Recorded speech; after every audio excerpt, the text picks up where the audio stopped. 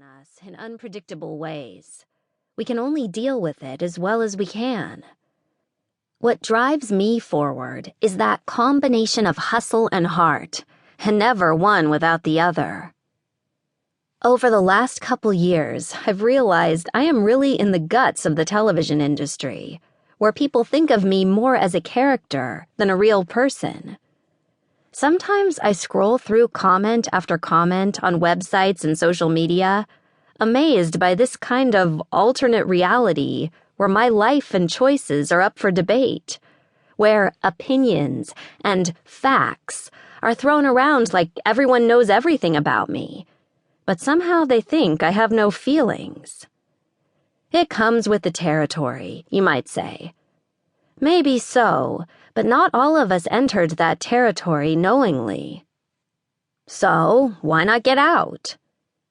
I'd like to think people understand that it's not that simple. But the biggest reason to stay in this strange situation is that I can't let go of the opportunity to show people a bigger picture than what they've seen.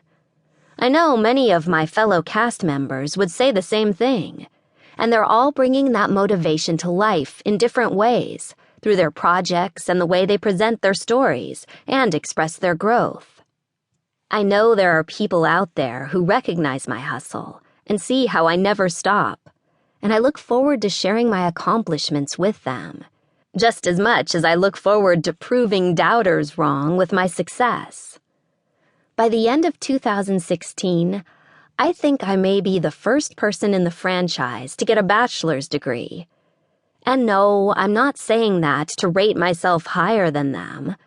They are all doing their own things that have just as much meaning to them. But this is the dream I have wanted for myself. I wanted to defy the statistics and to be able to celebrate this milestone. It means even more to me now that I've come so far. If anything ever took hustle and heart, it was this. Hustle, in that it's hard work to go through college and get a degree. Heart, in that it takes a lot of inner strength to dive into a world of unfamiliar challenges and face your own shortcomings without being discouraged. That's the essence of it. The hustle is working your ass off and never giving up on your dreams. The heart is dealing with the emotional setbacks you encounter along the way, as well as being kind to others and to yourself. At any given moment, one half is usually harder than the other. While you're working like a crazy person, your heart might be struggling to deal with negativity in the rest of your life.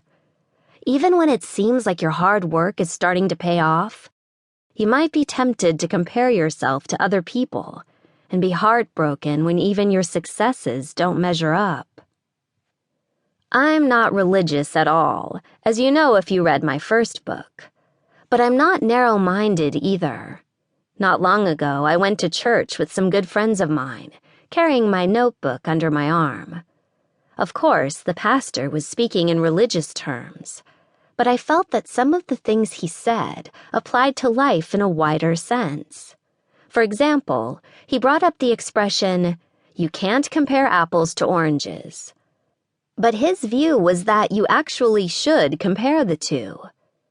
His explanation was that God is the orange and people are the apples, and the apples have to do the right thing for God, or something. Okay, maybe I missed the point, but there was something in what he was saying, that there can be good reasons to compare apples and oranges for the purpose of self-improvement. That got me thinking about my own interpretation. I thought of the oranges as all the good things you want to be in life, the people you look up to. And the apples could be us, the people working hard to achieve things like those people we look up to. The point being that it's okay to compare yourself to someone different if it helps you make a positive change. For me, the orange is learning how to bite my tongue and show my appreciation better. People are always telling me that I can seem mean or cold and that I don't act like I appreciate things. That's not what it feels like to me at all. I feel like my intentions are good, but I'm too direct.